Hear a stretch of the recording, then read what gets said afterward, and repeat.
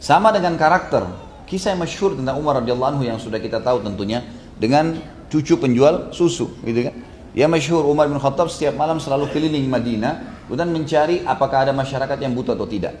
Satu malam beliau lewat di sebelah rumah nenek penjual susu yang sedang bicara sama cucunya sambil berkata, wahai cucuku, susu banyak orderannya sekarang. Lebih baik kita tambah air, campur air saja.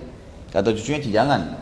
Kalau nenek campur itu, maka kalau Amir Mu'minin Umar bin Khattab tahu, kita akan dihukum.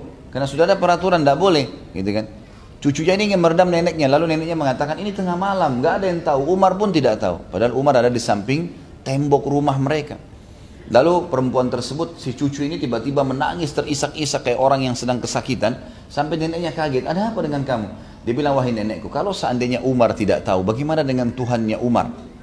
Mendengar statement dari perempuan ini, apa yang Umar lakukan radhiyallahu anhu? Umar pulang ke rumahnya, bangunkan anak-anaknya semua laki-laki, lalu ditawarkan menikah malam itu juga. Gitu kan? Ini kalau udah malam-malam dibangunkan suruh nikah kan luar biasa. Yang laki-laki paling kuat ketawanya ya. Dibangunin suruh nikah, semuanya diam. Kata Umar, adakah yang mau menikah dengan cucu penjual susu? Nggak ada yang nyaut. 2 kali nggak ada yang nyaut, 3 kali nggak ada yang nyaut. Kata Umar, kalau nggak ada yang mau nikahi, saya akan nikahi. Maka Asim angkat tangan berkata, anak Umar bin Khattab, ya, tapi ini tidak masuk dalam kalangan sahabat dia karena dia lahir setelah Nabi SAW meninggal.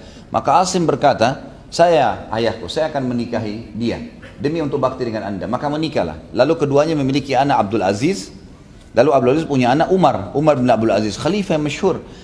Hampir mayoritas ulama yang menceritakan tentang sejarah kesolehan Umar bin Abdul Aziz yang 2 tahun memimpin sampai tidak ada lagi orang yang menerima zakat, orang sudah sangat luar biasa lah, makmur gitu kan.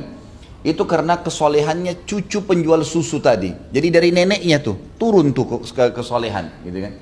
Makanya jangan heran kalau orang-orang jalur keturunannya memang jalurnya memang dasarnya baik-baik, soleh, terutama di jalur ibunya, itu bukan mustahil memang terwariskan. Ada orang memang subhanallah secara fitrahnya begitu, secara alami memang dia baik gitu, mudah dipandu, tidak suka buat masalah dengan orang. Ada orang alami begitu, subhanallah terwariskan. Jadi kesolehan itu selain bermanfaat buat kita, kita akan dapat balasan dari Allah. Dan juga secara alami, orang yang soleh, orang yang baik itu disukai oleh masyarakat.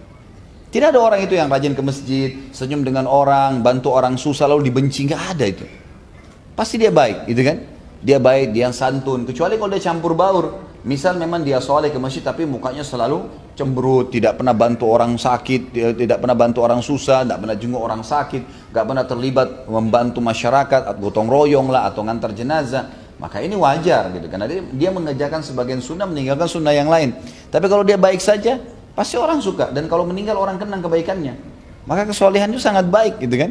Beda dengan keburukan, keburukan semua orang tidak suka. Orang ada lewat iseng dipukul, orang iseng pukul. Atau orang sengaja mengambil barang orang lain. Secara alami, biar juga bukan muslim, orang anggap itu perbuatan buruk. Dibenci di masyarakat, juga berbahaya, kena ancaman-ancaman dari Allah subhanahu wa ta'ala.